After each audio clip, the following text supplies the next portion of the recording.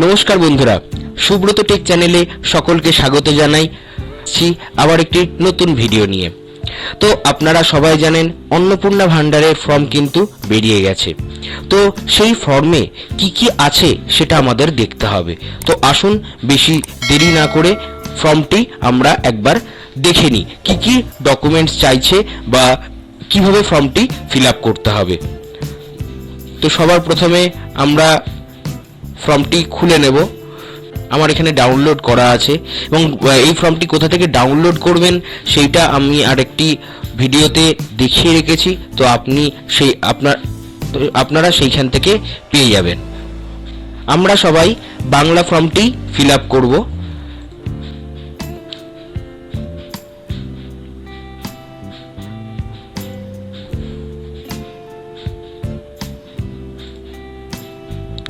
দেখুন, সবার প্রথমে লেখা রয়েছে অন্নপূর্ণা যোজনা পারিবারিক তথ্য সংগ্রহের ফর্ম।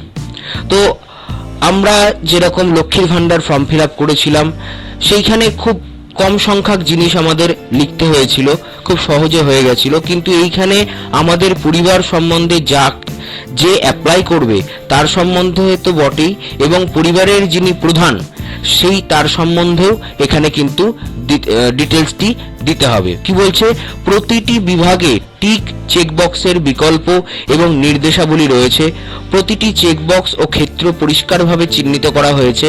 আবেদনকারী এবং যাচাইকারী কর্মকর্তাদের জন্য প্রয়োজনীয় নির্দেশাবলী প্রদান করা হয়েছে। প্রতিটি বিভাগ পূরণ করা বাধ্যতামূলক। তো আপনাদের এখানে বলছে যে কোনো কিছু মিস করা যাবে না, প্রত্যেকটা জিনিস অর্থাৎ প্রত্যেকটা ডেটা কিন্তু আমাদের এখানে ইনপুট করতে হবে, অর্থাৎ লিখতে হবে। তো আপনি যদি কনফিউজ হয়ে যান যে কোন ডেটাটা দেবো, কি ডেটা দেবো, সেটা আপাতত আমার যতটা ধারণা বিএলও আপনাকে, লোকাল যে বিএলও আছে সে হেল্প করতে পারবে। তার সাথে আলোচনা করে আপনি ফর্মটি ফিল আপ করতে পারেন, অথবা যারা জানে ভালোভাবে জেনে আপনি ফর্মটি ফিল আপ করবেন। তো ফর্মের প্রথমেই কি বলছে, পারিবারিক পরিচয়। ক বিভাগে রয়েছে পারিবারিক পরিচয়। পরিবারের প্রধানের নাম HOF, head of the family. এখানে পুরো নাম লিখতে হবে, ঠিক আছে? অর্থাৎ আপনার যিনি বাবা আছেন তার নাম এখানে লিখতে হবে। সঠিক হলে টিক চিহ্ন দিন। আধার কার্ড অনুযায়ী তার পুরো নাম কি আছে সেটি লিখতে হবে। জন্ম তারিখ, দিন, মাস, বছর। এখানে প্রথমে দিন দিতে হবে, তারপরে মাস দিতে হবে, তারপরে বছর দিতে হবে। পরিবারের প্রধানের কি উনি পুরুষ না মহিলা সেইটা এখানে উল্লেখ করতে হবে। পরিবারের প্রধানের আধার নম্বর, তার যে আধার নম্বরটি আছে সেই আধার নম্বরটি দিতে হবে। ডিজিটাল রেশন কার্ডের পারিবারিক আইডি, যদি আপনার পরিবার ডিজিটাল রেশন কার্ড পেয়ে থাকে তাহলে তার যে আইডি আছে, অর্থাৎ পরিবারের প্রধানের যে পারিবারিক আইডি আছে সেই আইডিটি এখানে লিখতে হবে। এরপরে 6 নম্বরে দিতে হবে পরিবারের সদস্য সংখ্যা। পরিবারে আপনার কজনা বাস করে, আপনার সদস্য সংখ্যা এখানে সংখ্যায় লিখতে হবে, লিখে দিয়েছে এখানে শুধুমাত্র সংখ্যায়। এরপরে আপনার সম্পূর্ণ ঠিকানা, স্থায়ী ঠিকানা, যেখানে আপনি বাস করেন। কোনো রকম কোথাও গিয়েছেন, কোনো এলোমেলো ঠিকানা দিলে কিন্তু হবে না। এই যেখানে আপনি স্থায়ীভাবে বসবাস করেন, যে ওয়ার্ডে যে জায়গায় আপনি স্থায়ীভাবে বসবাস করেন সেই জায়গার ঠিকানা কিন্তু আপনাকে এখানে লিখতে হবে। যোগাযোগ নম্বর, বিশেষত পরিবারের প্রধানের আধার নম্বর সংযুক্ত মোবাইল নাম্বার, অর্থাৎ পরিবারের যিনি প্রধান তার আধার নম্বর যে মোবাইল নম্বরে রেজিস্টার আছে সেই মোবাইল নম্বরটি আপনাকে এখানে লিখতে হবে।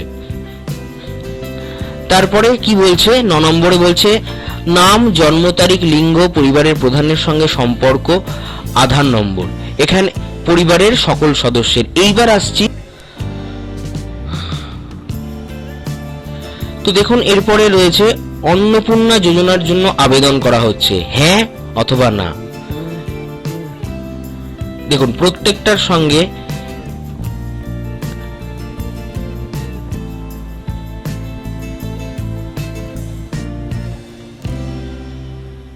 এবার পরিবারের যিনি প্রধান তিনি কি অ্যাপ্লাই করছেন অন্নপূর্ণা যোজনার জন্য, যদি হ্যাঁ হয় হ্যাঁ, যদি না হয়, এখানে সব হ্যাঁ লেখা, তো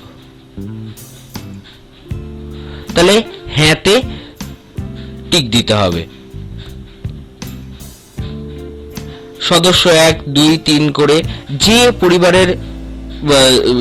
পরিবারের যিনি অন্নপূর্ণা ভান্ডারের জন্য অ্যাপ্লাই করবে তা সে শুধু এই জায়গাতে হ্যাঁ দিয়ে দেবে, হ্যাঁতে টিক দেবে।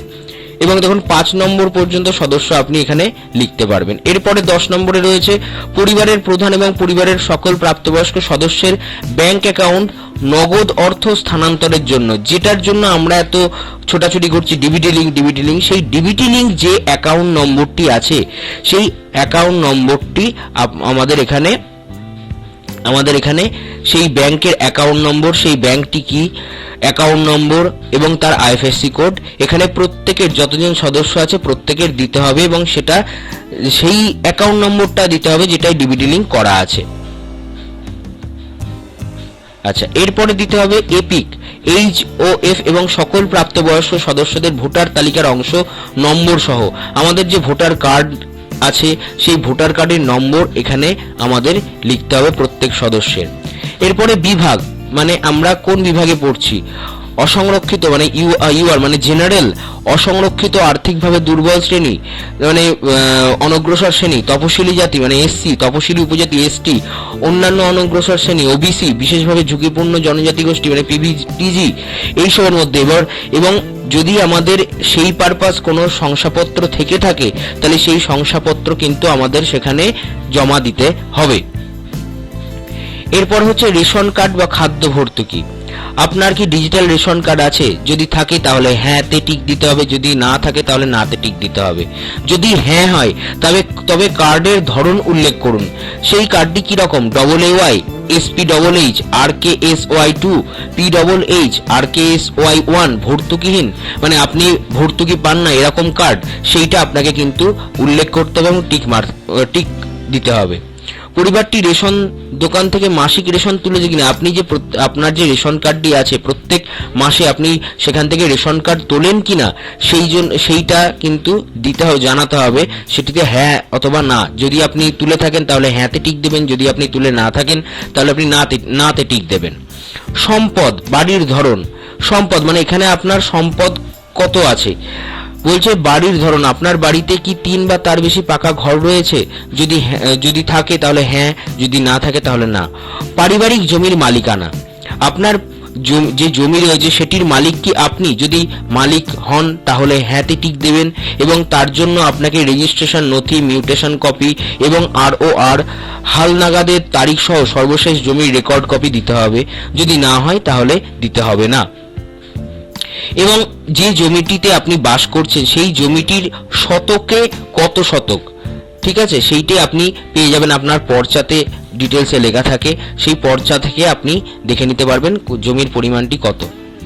যানবাহন, আপনি বা পরিবারের কোনো সদস্য কি অবাণিজ্যিক মোটর চালিত 4 চাকার গাড়ি আছে, মানে আপনার 4 চাকা গাড়ি আছে, যদি 4 চাকা গাড়ি থেকে থাকে তাহলে হ্যাঁতে টিক দেবেন, যদি হ্যাঁ হয় তবে গাড়ির সংখ্যা উল্লেখ করুন, গাড়ির যে নাম্বার প্লেট সেটা উল্লেখ করতে হবে এবং গাড়ির রেজিস্ট্রেশন নম্বর, গাড়ি, জিপ, ট্রাক্টর অন্তর্ভুক্ত করুন যদি হ্যাঁ হয় এবং তার যে মডেল নম্বর সেই মডেল নম্বরটিও এখানে দিতে হবে।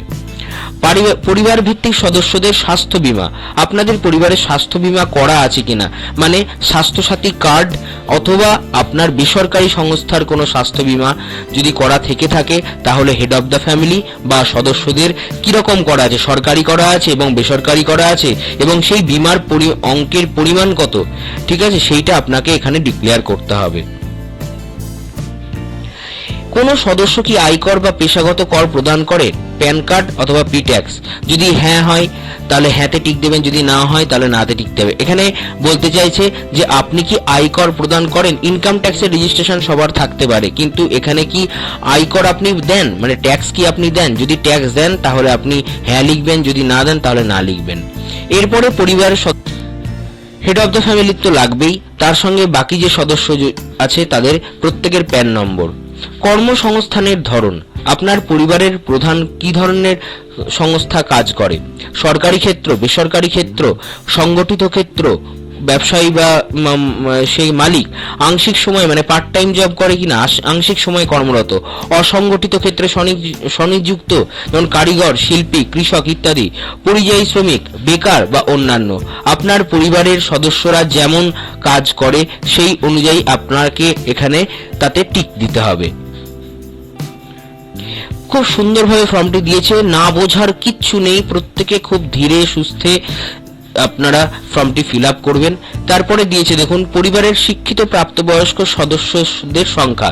যদি আপনার পরিবারে শিক্ষিত থাকে সেই শিক্ষিত পরিবারের সদস্যের সংখ্যা কত, এবং অশিক্ষিত প্রাপ্তবয়স্ক সদস্যদের সংখ্যা কত, এবং তাদের যে শিক্ষিত হবে তার সর্বোচ্চ শিক্ষাগত যোগ্যতা কি সেইটা আপনাকে কিন্তু এখানে হেড অফ দ্য ফ্যামিলি সহ বাকি সদস্যদের জানাতে হবে।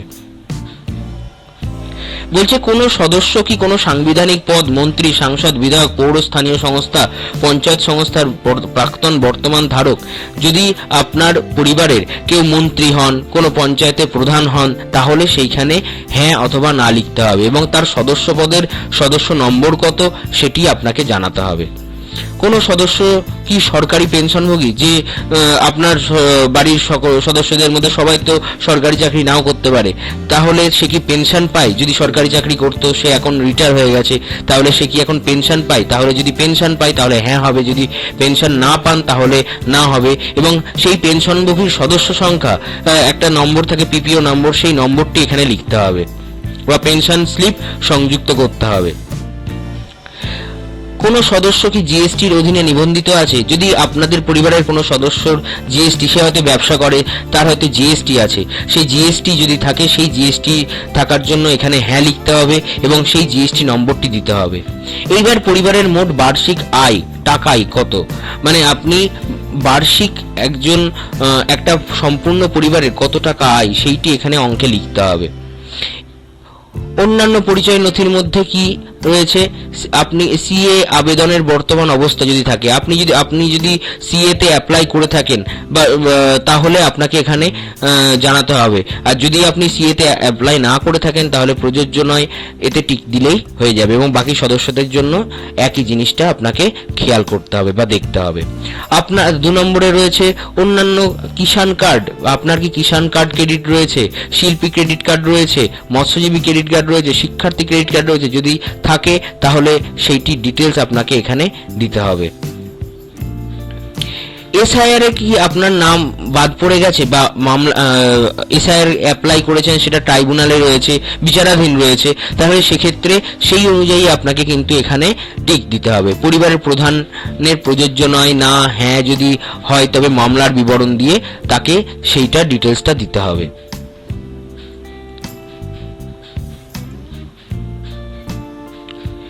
এরপরে রয়েছে সামাজিক মর্যাদা এবং নির্ভরশীল ব্যক্তিগণ।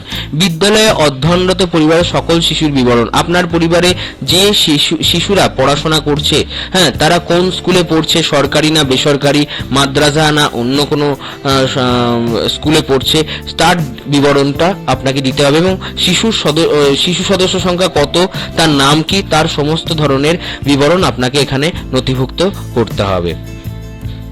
শিশুদের টিকাকরণের বর্তমান অবস্থা। আপনার বাড়িতে যদি বাচ্চা থেকে থাকে তাহলে তার টিকাকরণ কবে লাস্ট হয়েছে, সম্পূর্ণ হয়েছে কিনা, বা এখনো টিকাকরণ করা হয়নি, তাহলে সেই ডিটেলসটা আপনাকে কিন্তু এখানে দিতে হবে।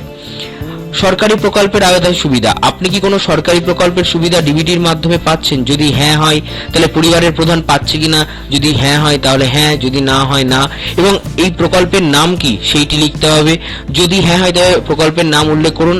আপনি কি এই প্রকল্পটি থেকে নিজেকে প্রত্যাহার করতে চান? যদি আপনি এই প্রকল্পটি থেকে নিজেকে প্রত্যাহার করতে চান তাহলে হ্যাঁ লিখবেন, যদি না লেখেন তাহলে না লিখবেন। এখানে শুধু হ্যাঁরই অপশন রয়েছে, তার মানে আপনাকে এখানে হ্যাঁই লিখতে হবে।